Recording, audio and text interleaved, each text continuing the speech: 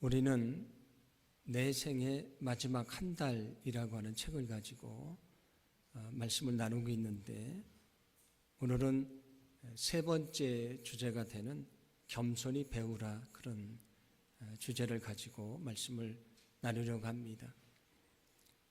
누구든지 이제 당신은 한 달밖에 살 수 없습니다 라는 말을 듣게 됐다면 그것을 받아들인다는 것은 결코 쉬운 것이 아닙니다. 그 말이 그를 너무도 힘들게 하고 아마 고통스럽게 할 것이라는 생각을 갖게 됩니다. 우리에게 때로는 예고하지 않았던 인생의 고난의 시간이 찾아옵니다. 그런데 그 고난의 시간을 통해서 오히려 우리가 많은 것을 배우게 되고 우리가 성장하는 기회가 됩니다. 그래서 성경은 이렇게 말씀하는데, 시편 119편 71절인데 함께 봉독합니다. 고난당한 것이 내게 유익이라.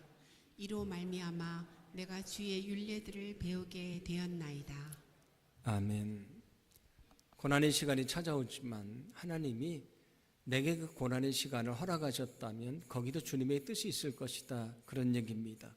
오히려 내가 하나님의 뜻을 알게 됐으니, 하나님의 말씀을 통해 주님의 뜻을 깨닫게 됐으니 오히려 그 고난이 내게는 유익이 된 것이다, 그렇게 말합니다. 우리가 인생을 살면서 때로는 고난의 시간을 맞이하게 되는데, 그때 우리가 어떤 마음을 가져야 될 것인가, 우리가 어떻게 그 고난을 통해서 배우고 성장할 것인가, 오늘은 그것을 생각하면서 은혜를 좀 나눠 보려고 합니다. 누구나 다 평안한 인생을 소망합니다. 저도 역시 마찬가지입니다. 누구나 다 마찬가지입니다. 그런데 우리 인생에 예상하지 않았던 고난의 시간이 찾아옵니다. 그때 우리가 경험하는 것이 무엇입니까?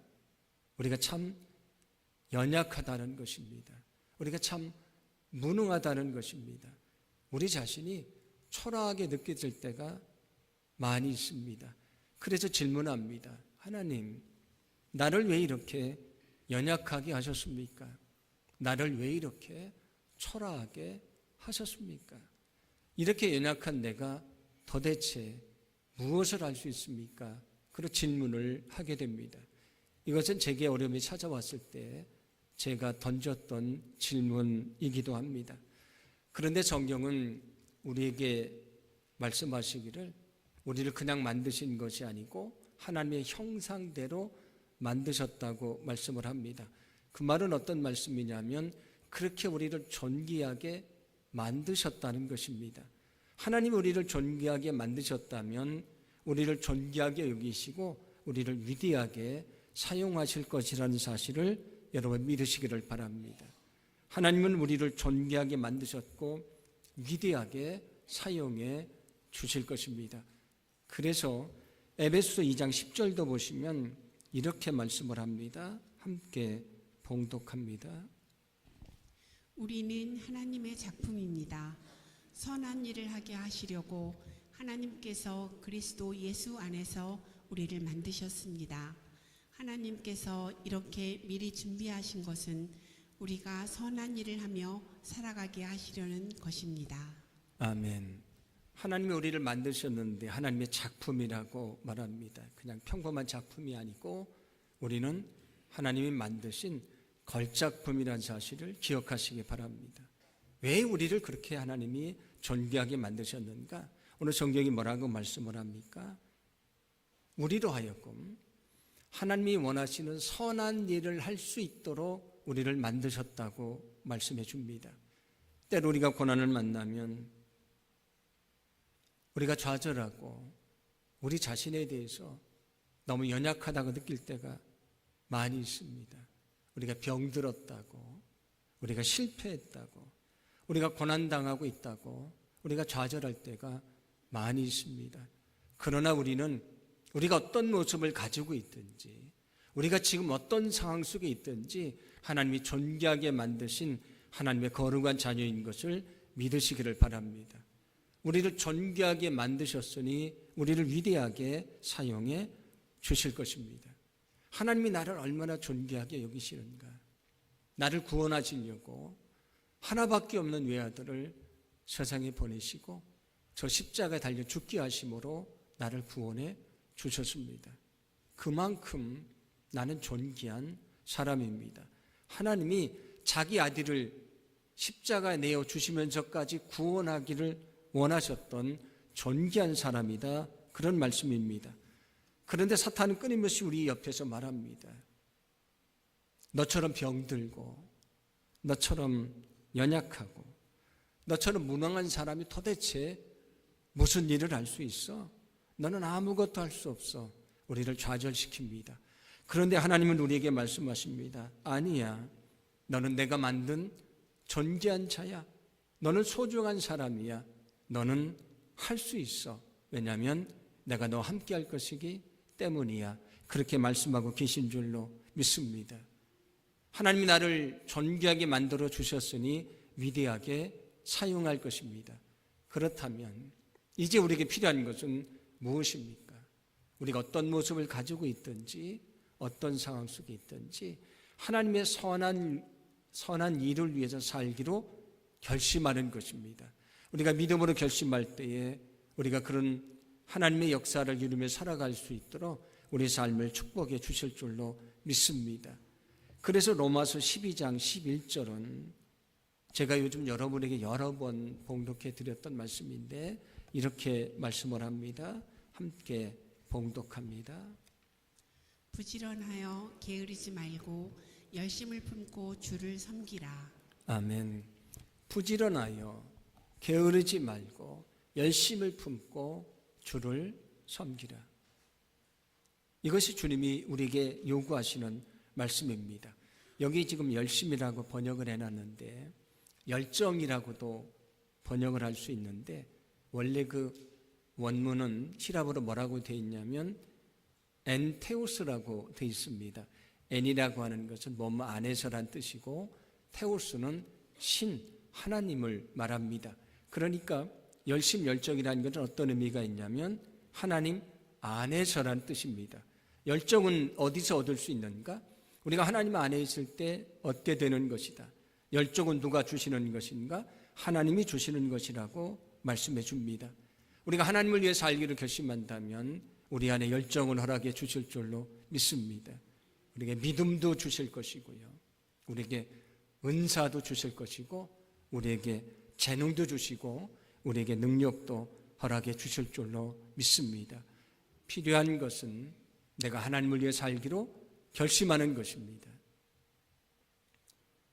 저는 어렸을 때 사람들 앞에서 발표하는 것이나 또는 일어나서 책을 읽는 것이나 가게에 가서 물건을 사는 것도 매우 어려워하던 그런 아이였습니다. 왜냐하면 제가 말더듬이 너무 심했습니다. 너무 심해서 가게 가서 뭘 달라고도 얘기를 못해서 가게 앞에서 수없이 연습을 하고 들어가서도 물건을 제대로 사지 못했던 그런 아이였습니다. 말하는 것이 제일 힘들었고 자신이 없었고 때로는 두려웠습니다. 그래서 제가 어렸을 때 제일 많이 들은 말이 뭐냐면 똑띠기 말해, 똑띠기 말해. 여기 아마 충청도 분들은 아실 텐데 똑똑히를 충청도 사람들은 똑띠기라고 말합니다. 똑띠기 말해. 똑띠기 말하는 게 어렵습니다. 그래서 그 말을 들으면 더 주눅이 들어서 말을 하기가 좀 어렵습니다. 옛날에는 그 전봇대에 말더듬 교정 해가지고 전화번호 적어놓은 거 있었거든요. 요즘도 있나 모르겠네요. 옛날에 그게 많이 있었습니다. 고등학교 때 제 친구 하나가 어느 날 그 종이를 뜯어왔습니다. 그러면서 저한테 주면서 너 여기 한번 가보라고 저에게 그 쪽지를 준 적이 있었습니다. 그만큼 제가 말더듬이 심했고 말하는 것에 대해서 굉장히 두려움을 갖고 있던 사람입니다. 그런데 제가 고등학교 때 예수님을 믿게 됐고요. 예수님을 믿고 나서 한 1년밖에 되지 않았는데 제가 목사가 되겠다고 하나님 앞에 서원을 했습니다. 지금 생각하면 하나님이 매우 당황스러우셨을 것이라고 생각을 합니다. 아니 저렇게 말도 못하는 놈을 내가 어떻게 쓰지? 이런 마음이 있으시지 않으셨을까? 그런 생각을 제가 한 적도 있습니다. 그런데 저는 지금 여러분 앞에 서서 하나님의 말씀을 전하는 일을 하고 있습니다. 제가 정말 부족했지만, 연약했지만, 그럼에도 불구하고 하나님을 위해서 살겠다고 결심했을 때에 제게 필요한 것들을 하나님이 허락해 주셨습니다. 저희 초등학교 동창들이 모였는데 그렇게 얘기했다는 얘기를 들었습니다. 우리 초등학교 동창들, 저희 어릴 적 모습을 알고 있던 친구들이 뭐라고 말하냐면, 세상의 기적 중에 기적은 이상 내가 목사가 된 게 기적이다. 제가 목사가 된 게 기적이라고 아이들이 얘기를 합니다. 왜냐하면 제가 어떤 사람인지 잘 알고 있었기 때문입니다. 중요한 것은 우리가 하나님의 일을 하기로 결심하는 것입니다. 그러면 우리에게 열정도 주실 것이고, 믿음도 주실 것이고, 은사도 주시고, 재능도 주시고, 능력도 주시고, 우리를 위대하게 사용해 주실 줄로 믿습니다. 여러분들이 내가 너무 초라하다고 생각하십니까? 내가 너무 무능하다고 생각하십니까? 내가 너무 연약하다고 생각하십니까? 그러나 그것은 중요하지 않습니다. 우리가 주님을 위해 살기를 결심한다면 우리에게 필요한 것을 채워주시고 우리를 위대하게 사용해 주실 줄로 믿습니다.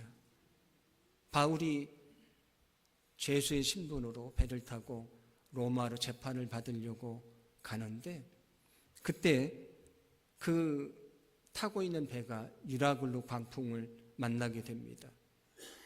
배는 표류하기 시작을 했고요. 성경을 보시면 온 세상이 캄캄했다. 구원의 희망이 전혀 없었다고 말합니다. 그런데 그 위기 속에서 바울과 거기 있는 사람들은 자신들에게 필요한 것이 무엇인지를 그 위기 속에서 배우기 시작을 합니다. 사도행전 27장 18절은 이렇게 말씀을 합니다. 함께 봉독합니다. 우리가 풍랑으로 심히 애쓰다가 이튿날 사공들이 짐을 바다에 풀어버리고. 아멘. 사공들이 짐을 바다에 버리기 시작을 합니다. 그들이 배에 그 짐을 실은 이유는 무엇입니까? 항해를 위해서 필요했기 때문입니다. 그런데 이제는 풍랑이 몰아치고 배에 물이 들어오고 배가 가라앉을 것 같으니까 그런 짐이 오히려 배가 가라앉게 하는 장애물이 되고 말았습니다.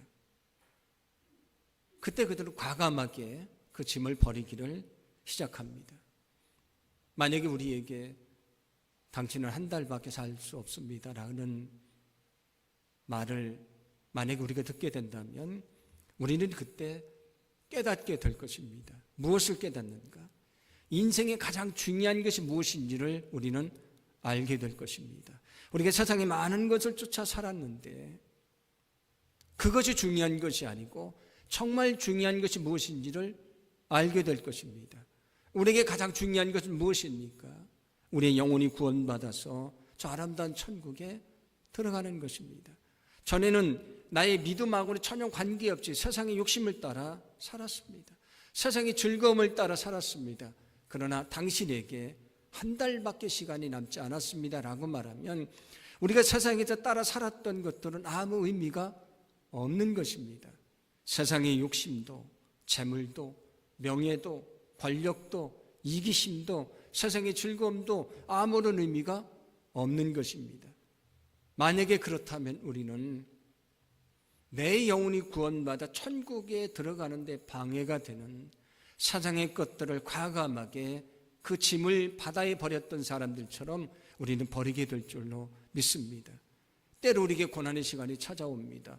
힘들고 어렵습니다. 그러나 우리는 그때 깨닫게 됩니다. 내 인생의 가장 중요한 것이 무엇인가? 내가 무엇을 위해 살고 무엇을 버려야 되는 것인가? 우리는 알게 될 것입니다.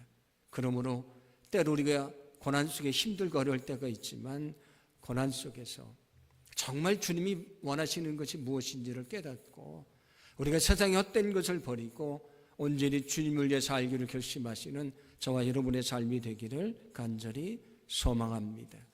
그들은 고난 속에서 인생의 우선순위를 알게 됐다는 말씀입니다.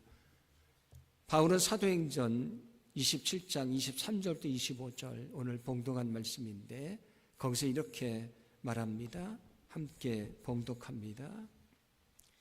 내가 속한 바 곧 내가 섬기는 하나님의 사자가 어젯밤에 내 곁에 서서 말하되 바울아 두려워하지 말라. 네가 가이사 앞에 서야 하겠고 또 하나님께서 너와 함께 항해하는 자를 다 네게 주셨다 하였으니 그러므로 여러분이여 안심하라.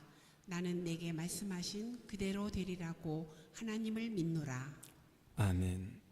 하나님이 어젯밤에 사자를 보내셔서 내게 말씀하셨습니다. 모든 사람이 다 구원받게 될 것이다. 그러니 너는 두려워하지 말아라. 안심하라. 말씀을 하셨습니다. 나는 그 말씀대로 되리라고 확신합니다라고 그 배에 있는 사람들에게 말합니다. 그런데 그 배에 있는 사람들, 이 바울은 지금 죄수의 신분이지 않습니까? 죄수임에도 불구하고 거기 있는 사람들이 바울의 말을 신뢰하기 시작을 합니다. 그들은 그 죽음의 위기 속에서 우리가 살 길은 하나님밖에 없다는 사실을 알게 됐습니다. 그들이 거기서 하나님을 의지하는 법을 배울 때에 어떻게 됐는가? 거기 276명이 타고 있었는데 한 사람도 죽지 않고 그들이 다 구조됐다고 성경은 말씀해 줍니다. 우리 인생을 여러 가지로 비유하지 않습니까? 그 중에 항해하는 것으로 비유를 합니다. 배가 항해를 하면 반드시 풍랑을 만나게 되어 있습니다. 우리 인생 속에도 인생의 풍랑이 찾아옵니다. 그런데 그들은 미라굴로 광풍 속에서 무엇이 중요한지를 알게 됐습니다. 그 죽음의 위기 속에서 자신들이 살 길이 무엇인지를 알게 됐습니다. 그것은 하나님을 의지하는 것입니다. 우리가 인생을 살다가 우리에게도 때로는 고난의 인생의 풍랑이 찾아옵니다. 그러나 그 속에서 우리는 내게 가장 중요한 것이 무엇인지를 배우게 될 것입니다. 나는 거기서 하나님을 의지하는 믿음을 갖게 될 것입니다. 오히려 그 고난은 내가 하나님에게서 배우고 나의 믿음이 성장하는 축복의 시간이 된다는 것을 믿으시기를 바랍니다. 여러분, 우리는 고난을 통해 배우고 성장하도록 되어 있습니다. 그러므로 여러분에게 고난의 시간이 찾아올 때에 결코 절망하고 거기 그냥 머물러 있지 않기를 소망합니다. 하나님이 내게 고난을 주셨다면 거기도 주님의 뜻이 있습니다. 내가 더 주님 앞에 엎드리고 하나님을 의지할 때에 나에게 주님의 뜻을 가르쳐 주시고요, 나에게 담대한 믿음도 주시고 내가 성장할 수 있도록 우리의 삶을 축복해 주실 줄로 믿습니다. 욥이 하루아침에 10명의 자녀를 다 잃었습니다. 그게 하루에 다 일어난 일입니다. 그리고 재산도 잃고요, 온몸은 병들어서 고통을 받습니다. 근데 더 힘들게 하는 것이 있습니다. 욥이 고통을 받으니까 사람들이 이렇게 손가락질을 합니다. 아, 욥이 하나님 앞에 죄를 져서 벌을 받는 것이다.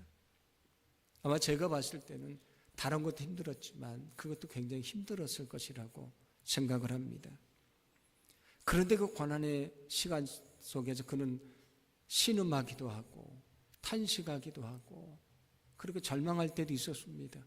그런데 그 시간을 통과하면서 그는 위대한 신앙의 고백을 들려줍니다.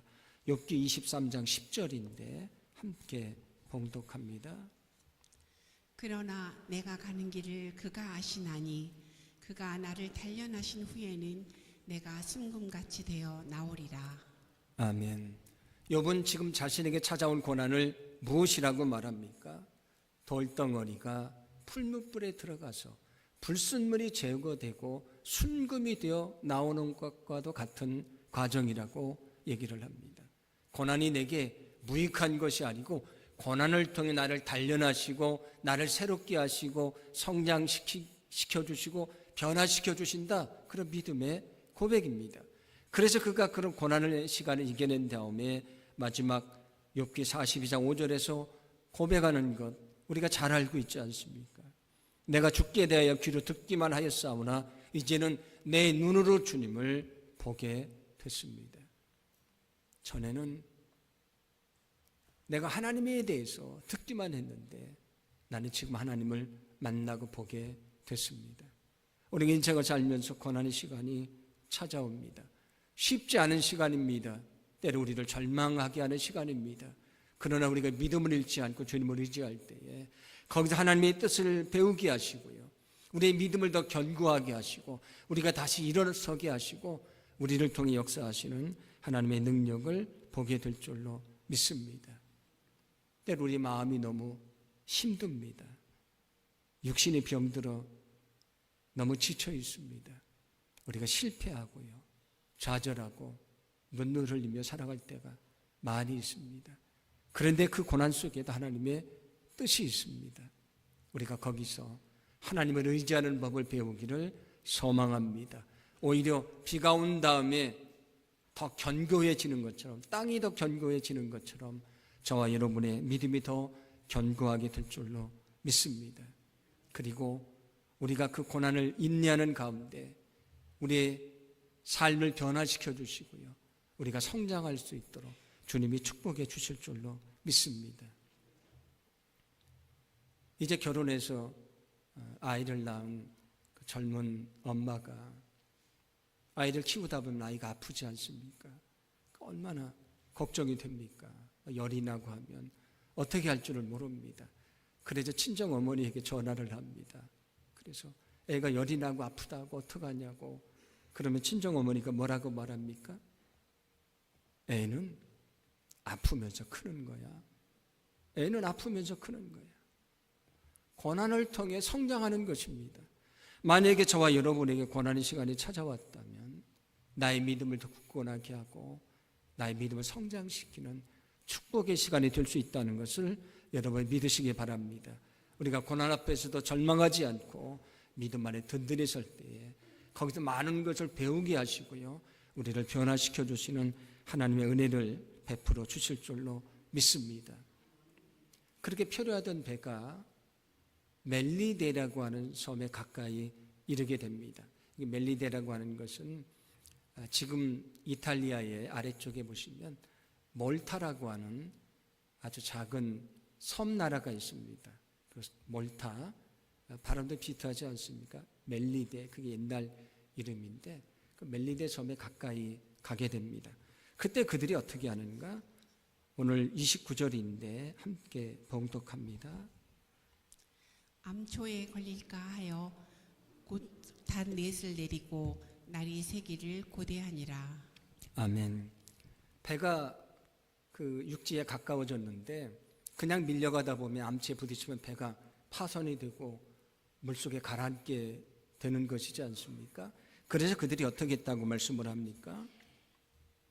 거기에 닻을 4개를 내렸다. 이게 닻을 내려서 그 땅에 고정을 해서 배가 흔들리지 않게 했다, 그런 말씀이 됩니다. 오늘 말씀을 통해 우리는 또 하나 중요한 신앙적인 교훈을 얻게 됩니다. 우리가 인생을 살다가 고난의 시간이 찾아오지만 그때 우리가 어떻게 해야 되는가? 그들이 배가 흔들리지 않도록 4개의 닻을 내렸던 것처럼 우리도 견고한 기초 위에 믿음의 닻을 내려야 된다는 사실입니다. 여러분, 고난 가운데 우리가 흔들리지 않고 믿음 안에 든든히 설 수 있도록 견고한 기초 위에 믿음의 닻을 내려야 된다는 것을 기억하시기를 바랍니다. 그러면 우리가 믿음의 닻을 내려야 되는 견고한 기초는 무엇인가? 고린도전서 10장 4절을 보시면 출애굽할 이스라엘 백성들이 반석에서 솟아나는 물을 먹게 됩니다. 그 말씀을 들려주면서 이렇게 말씀하는데 고린도전서 10장 4절 말씀을 함께 봉독합니다. 다 같은 신령한 음료를 마셨으니 이는 그들을 따르는 신령한 반석으로부터 마셨음에 그 반석은 곧 그리스도시라. 아멘.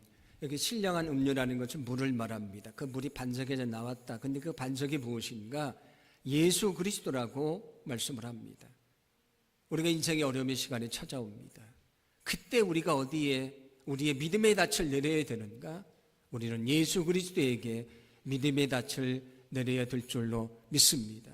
왜냐하면 예수 그리스도 주님이 나를 붙들어 주시고 나를 흔들리지 않도록 지켜주실 것이기 때문입니다.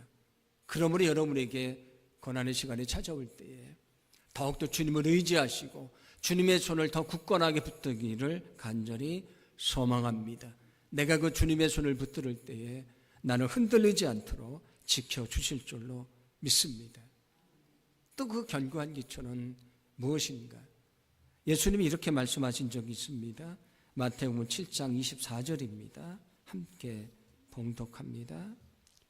그러므로 누구든지 나의 이 말을 듣고 행하는 자는 그 집을 반석 위에 지은 지혜로운 사람 같으리니. 아멘. 누가 반석에 집을 짓는 사람인가? 풍랑이 찾아와도 폭풍이 찾아와도 무너지지 않는 집을 짓는 사람이 누구인가? 반석에 짓는 사람입니다. 그런데 그 반석에 짓는 것은 무엇을 말한다고 말씀해 줍니까? 하나님의 말씀을 듣고 순종하는 것이라고 말씀해 줍니다. 그러므로 오늘 성경이 말씀하고 있는 그 견고한 기초는 하나님의 말씀입니다. 우리가 늘 하나님의 말씀 앞에 엎드리고 말씀을 의지할 때에 그 말씀이 우리 인생 가운데 든든한 기초가 되고요, 우리가 흔들리지 않도록 우리를 지켜주는 능력이 될 줄로 믿습니다. 여러분의 인생에 어려움이 찾아왔다면 하나님의 말씀 앞에 엎드리십시오. 그리고 말씀 앞에 엎드려서 하나님 앞에 간절히 기도하기를 소망합니다.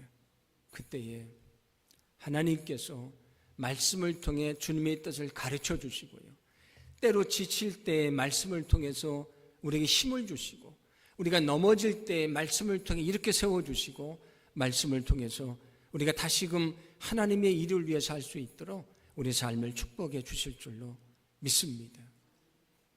그리고 또 하나 견고한 기초가 있습니다. 하나님이 우리를 부르시는데 우리를 홀로 부르시는 것이 아니라고 여러 번 말씀드렸습니다. 하나님이 우리를 부르시는데 믿음의 공동체 안으로 불러주셨습니다. 교회라는 공동체, 목장이라고 하는 믿음의 공동체로 우리를 불러주셨습니다. 왜 그 공동체로 불러주신 것인가? 전도서 4장 9절부터 12절을 보시면 이런 말씀이 나옵니다. 혼자 있는 것보다 두세 사람이 있는 것이 유익한 이유가 있다. 그것은 세겹줄처럼 우리를 견고하게 할 것이라고 말합니다. 만약에 혼자 있는데 넘어지면 아무도 이렇게 세워줄 사람이 없습니다. 그런데 같이 있으면 누가 넘어질 때에 다른 사람이 그를 이렇게 세워줄 수 있습니다. 혼자 누우면 춥지만 함께 누우면 따뜻하다고 말합니다. 그리고 함께 힘을 합하면 넉넉하게 이길 수 있기 때문이라고 말씀을 합니다. 왜 하나님이 우리를 홀로 부르신 것이 아니고 믿음의 공동체 안으로 불러주신 것인가? 거기서 서로 만나서 예배하고 교제하고 기도하고 위로하고 소망을 주는 가운데 거기서 하나님의 역사를 경험하고 모두 다 함께 믿음으로 다시 일어나도록 우리를 믿음의 공동체 안으로 불러주셨다는 것입니다. 그러므로 때로 여러분에게 인생의 어려움이 찾아올 때에 예배 공동체인 이 교회에 열심히 오셔서 우리가 하나님 앞에 엎드려 함께 기도하고 주님을 찬양하고 예배하기를 간절히 소망합니다. 우리 인생의 문제를 가지고 목장 모임에 가서 기도 부탁을 하고 함께 기도하고 지친 영혼에게 위로를 주고 소망을 주고 서로 협력하기를 간절히 소망합니다. 그때 우리의 믿음의 공동체가 내가 흔들리지 않도록 붙들어주는 든든한 기초가 될 것이고 우리는 그 믿음의 형제들과 함께 다시 일어나는 하나님의 은혜를 경험하게 될 줄로 믿습니다. 우리는 성공하고 승리하는 것만으로 배우는 것이 아닙니다. 때로는 실패를 통해서 눈물을 통해서 우리는 고통을 통해서 많은 것을 배웁니다. 사실은 고난을 통해 배우는 것이 훨씬 더 많이 있습니다. 하나님이 내게 고난을 허락하셨다면 거기에 하나님의 뜻이 있습니다. 내가 믿음으로 굳건하게 설 때에 하나님을 의지하는 법을 배우게 하실 것입니다. 하나님의 말씀을 통해 주님의 뜻을 가르쳐 주실 것입니다. 내가 더 견고한 믿음을 가질 수 있도록 내 믿음을 성장시켜 주실 것입니다. 지금까지 살았던 내 삶과 전혀 다른 인생을 살아가도록 내 삶을 변화시켜 주실 줄로 믿습니다. 그리고 오늘 우리가 말씀을 나눈 것처럼 연약한 나를 통해서도 일하시는 하나님의 능력을 우리를 경험하게 될 줄로 믿습니다.